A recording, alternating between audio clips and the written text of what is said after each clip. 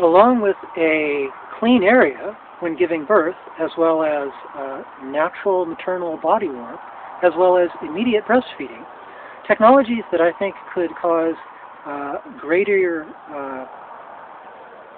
amount of babies living rather than being dead, go with keeping the baby dry, as well as researchers noticing human social activities or human mental activities that cause greater amounts of the release of oxytocin. Oxytocin is noted to be released when women give birth, and it causes people to like or feel particularly empathic towards others near them. So a woman that gives birth with a procedure where researchers have noticed that perhaps causes a third more oxytocin to be released, may actually feel more psychologically, empathically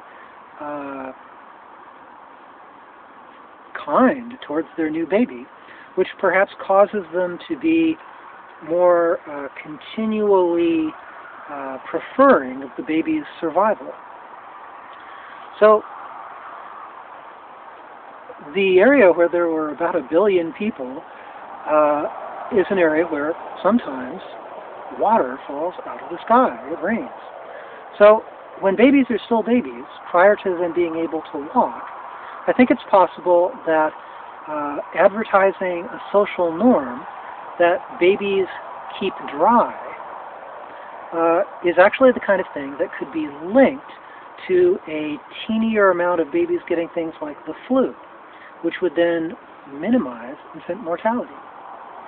Similarly, I read at a popular magazine, I believe it may have actually been Parade magazine, that when adult humans get sufficient sleep, they are either half as likely to catch influenza, or perhaps it was something like 7 times less likely to catch influenza. So that suggests that social researchers could find out something where the woman that gave birth to the baby cuddles the baby, sways back and forth gently, and then makes it so that the baby is particularly able to go to sleep. Because it's possible that researchers that measure how much babies sleep would be able to notice a link between the amount of baby sleep to the likeliness that the baby would avoid getting things like the flu.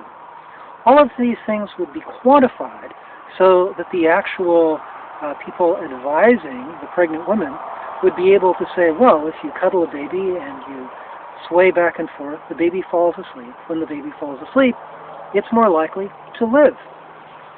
Similarly, if you practice thinking these kinds of kind thoughts towards a baby prior to giving birth, that causes a quantifiable greater amount of oxytocin to be released, which causes a large group of measured women to treat their babies better. Perhaps they give them more food, perhaps they're more attentive, so that the babies are more likely to live.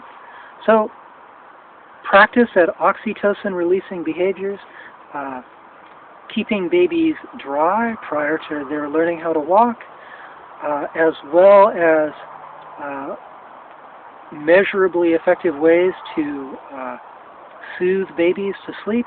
All of these are the kinds of things which, when advertised, would reduce infant mortality.